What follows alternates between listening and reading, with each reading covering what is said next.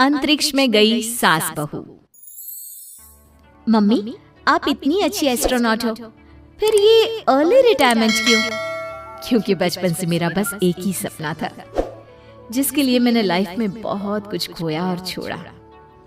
लेकिन अब इस अर्ली रिटायरमेंट के जरिए मैं बस तुम दोनों के साथ और पास रहकर बिना किसी हड़बड़ी की जिंदगी जीना चाहती हूँ। सास की बात सुनकर काजल मुस्कुराकर चली जाती है। उसी शाम ऑफिस से घर वापस आकर अजय अपनी मम्मी के पास बैठता है। मम्मी, क्या हमारी स्पेस ऑर्गेनाइजेशन कोई नया स्पेस मिशन प्लान कर रही है? क्या मिशन है, बताओ ना मम्मी।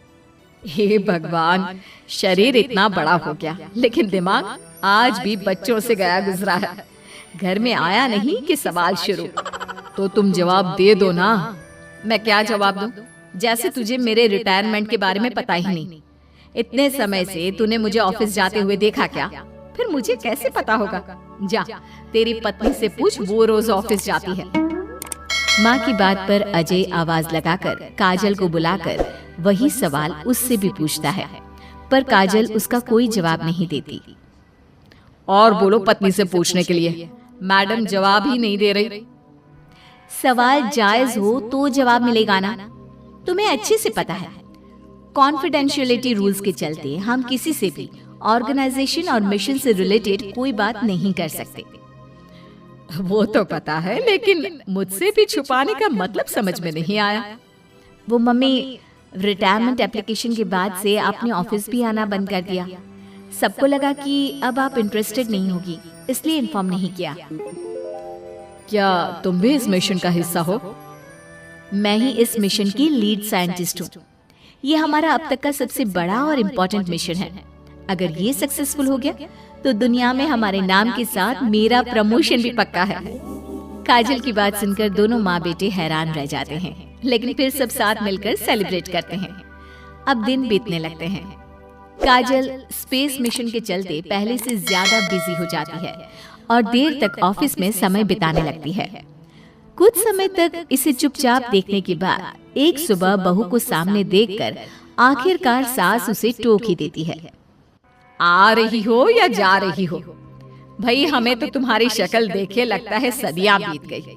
मैडम कब आती है कब जाती है कुछ पता ही नहीं चलता। अरे ऐसा कौन सा मिशन है जिसने सुबह रात घर परिवार सब भुला दिया?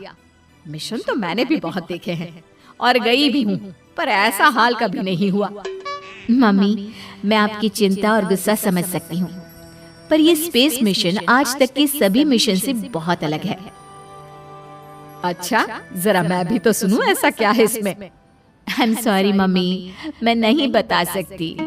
भूलो मत, मैंने रिटायरमेंट अप्लाई किया है, लेकिन रिटायर होने में अभी 7 महीने बाकी है, जिसके हिसाब से मैं आज भी ऑर्गेनाइजेशन का हिस्सा हूँ। तो मुझे बताकर तुम कोई रूल नहीं तोड़ रही। मुझे सब याद है मम्मी, और मुझे ये भी पता है कि अगर आप साथ दें तो मिशन के लिए बहुत बड़ी मदद साबित होगी। पर सीनियर्स ने रूल बनाया है कि इस मिशन की इंफॉर्मेशन सिर्फ उन्हीं के पास होगी जो इसका पार्ट है, और मुझे तो उन्होंने खास अपने पास बुलाकर ये समझाया था। बहू की बात सुनकर सास सोच में पड़ जाती है और अगले दिन खुद भी ऑफिस पहुंच जाती है। ओहो, क्या बात है मैडम, रिटायरमेंट के एप्लीकेशन के बाद तो आपने दर्शन देने भी बंद कर दिए। अरे सर, अगर ईद का चांद रोज निकला करता तो क्या उसका स्वागत इतने जश्न से होता? इस पर सीनियर भी हंसने लगते हैं और दोनों कैबिन में जाकर बैठ जाते हैं, जहां सास बातों बातों में नए स्पेस मिशन के बारे में पूछती हैं। वो उन्हें मिशन के बारे में सब कुछ बताकर तुरंत एक इमरजेंसी मीटिंग बुला लेते हैं, जिसमें साइंटिस्ट की टीम और काजल के साथ एस्ट्रोनॉट्स की पूरी टीम भी होती है। तो ये है हमारी टीम, जो सब कुछ भूल कर दिन रात इसी मिशन पर काम कर रही है। अगर आप भी हमें ज्वाइन कर ले तो सोने पर सुहागा हो जाएगा। अगर आप मुझे टीम में चाहते थे तो पहले कांटेक्ट क्यों नहीं किया? आपने स्पेस में ना जाने के फैसले के साथ डेस्क जॉब का भी इनकार कर दिया और अर्ली रिटायरमेंट के लिए अप्लाई कर दिया, और फिर पिछले 1 महीने में किसी के साथ कोई कांटेक्ट भी नहीं हुआ। इसलिए हमने सोचा शायद अब आप ब्रेक लेकर इस सब से दूर रहना चाहती हो। और इसीलिए किसी ने आपको परेशान करना सही नहीं समझा।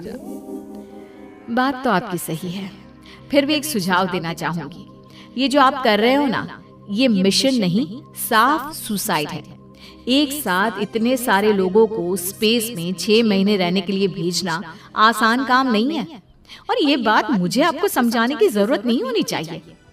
हमें सारे कॉन्सिक्वेंसेस, स्पेस, नेचर, मिशन की मुश्किल सबका पता है, और ऐसा करने वाले हम पहले नहीं हैं। इसलिए ये भी साबित है कि काम हो सकता है। आप सिर्फ एक एक्सपेरिमेंट के लिए इतने सारे लोगों की जान और मेहनत को दांव पर लगाना चाहते हो, जिसमें सक्सेस रेट भी मुश्किल से 1% है। बहुत देर तक इन्हीं सब बातों पर बहस चलने और काजल की सास उर्फ ऑर्गेनाइजेशन की सबसे एक्सपीरियंस्ड एस्ट्रोनॉट को बहुत देर समझाने के बाद भी जब वो राजी नहीं होती, तो ऑर्गेनाइजेशन के सीनियर्स को उन्हें घर वापस भेजना पड़ता है। लेकिन उसी के बाद से न चाहते हुए भी सास मिशन के बारे में सोचना बंद नहीं कर पाती। इसी तरह 1 हफ्ता बीत जाता है। माँ, जब घर में बैठकर भी मिशन के बारे में ही सोचना है, तो इससे अच्छा है कि वहाँ जाकर इस सोच के जरिए उनकी मदद ही कर दो। उन्हें ऑफिस में नहीं, स्पेस में जाने के लिए मेरी जरूरत है।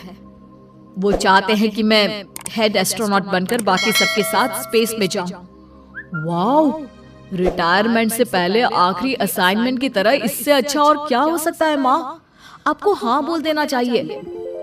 उस टीम में एक मेंबर काजल भी है। अगर हम दोनों ही चले जाएंगे तो तुम अकेले कैसे रहोगी? वहां से जिंदा वापस आने की कोई गारंटी नहीं बेटा। अब भी हमें भेजना चाहते हो क्या? जिस दिन से आपको पहली बार स्पेस में जाते देखा है, तभी से ये डर और पॉजिटिविटी दोनों साथ लेकर जीना सीख गया हूं। आप जाओ माँ, मुझे पूरा भरोसा है आप दोनों वापस भी आओगे और देश के साथ मेरा नाम भी रोशन करोगे। बेटी की बात सुनकर माँ के अंदर हिम्मत आती है और वो एक बार फिर स्पेस ऑर्गेनाइजेशन पहुंच जाती है, जहां उसके फैसले से सब बहुत खुश होते हैं और स्पेस मिशन की तैयारी पहले से ज्यादा जोश में शुरू हो जाती है। कुछ ही समय बाद दोनों सास बहू स्पेस में पहुंच जाती हैं। आखिरकार आज मेरी साइंटिस्ट बहू एस्ट्रोनॉट भी बन गई। सिर्फ स्पेस सूट पहन लेने से कोई एस्ट्रोनॉट नहीं बन जाता। मैं साइंटिस्ट हूँ और उसी में खुश हूँ। अगर मिशन की रिक्वायरमेंट नहीं होती तो शायद कभी यहाँ आती भी नहीं।